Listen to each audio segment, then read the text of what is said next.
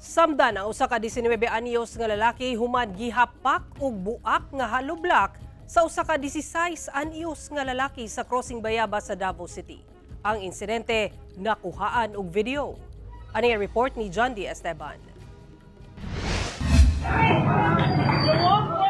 Kita sa video ang kalit nga pagbutho ning lalaki nga nakasando ug sa way dagang istorya iyang gihapak sa naong ning lalaking naka-uniform.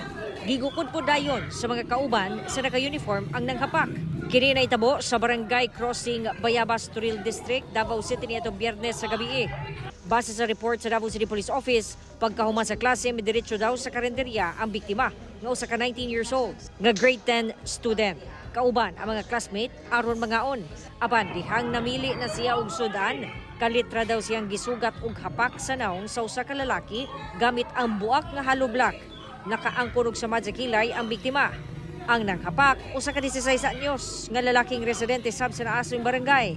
Ang mga nalambigit gindurso na sa kapulisan sa pagigalayon sa CSWDO. Sanglit minor de edad ang nanakit nga nakita sa video. Both parties, ma'am, noon mo allege man sila nga giunhan sila, ang isa po mo ingon nga giunhan sila.